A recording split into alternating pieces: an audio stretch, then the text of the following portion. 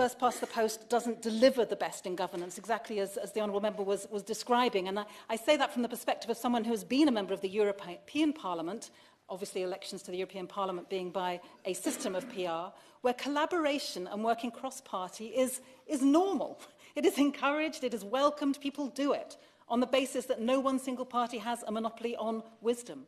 A winner-takes-all approach to elections promotes adversarial politics. It sees each of the major parties seek to unequivocally defeat the opposition and negate the need for any cooperation post-election, and essentially not to take any real account of what voters wanted when they cast those votes.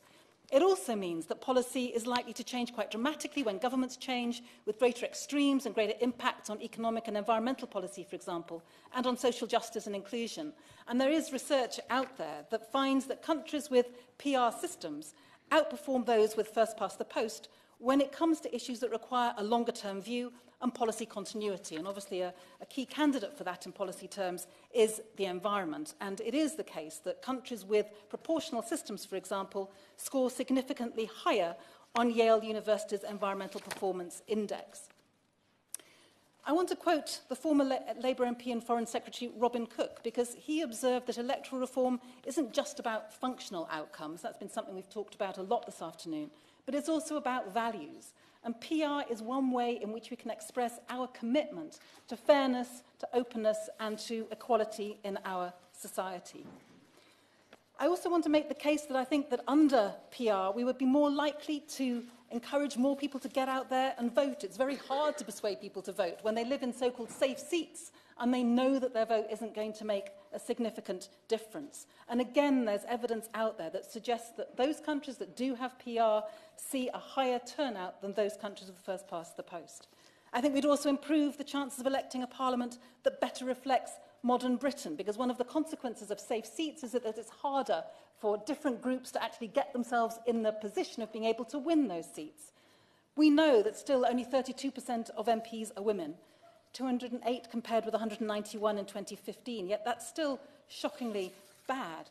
Women MPs are still outnumbered 2-to-1 by male MPs, and the UK is now just about 40th in the world when it comes to women's parliamentary representation. People of colour, disabled people, carers, LGBT people are still underrepresented in Parliament. And I think that PR would make a difference to that, because under PR, MPs can't just rely on the votes of their tribe. To win the support of the majority of voters, they are forced to reach out across the party divide to the wider electorate, to women, to BME communities, and so on. And hopefully that means that those traditionally excluded groups end up standing for election with a better chance of being elected too. Now, in my final words, I want to just say a few things about tactics. The Right Honourable Member for Exeter rightly said that getting PR into the Labour Party manifesto is vital. He will not be surprised that I don't necessarily agree with his tactic for achieving that, but I certainly agree that we need to put pressure on the Labour Party leadership. And I am disappointed that we haven't had a greater commitment to PR on voting reform from the Labour Party leadership as of yet. Perhaps this evening we will hear a change of mind.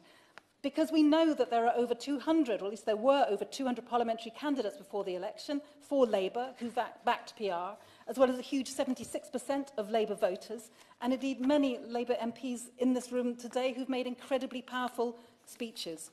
But what I want to say to the Labour leadership is this, that it is selfish to continue championing a voting system just because it has traditionally handed you power. It is immoral when millions of people are disenfranchised as a result. I would argue that no party can honestly claim to be for the many when they deny the many a meaningful vote. And Robin Cook, I apologise, Robin Cook understood all this when back in 2005 he said, and I quote, "Our objective, our slogan, should be to achieve an electoral system which puts our democracy in the hands of the many voters, not the few voters who happen to be key in marginal seats." Yeah.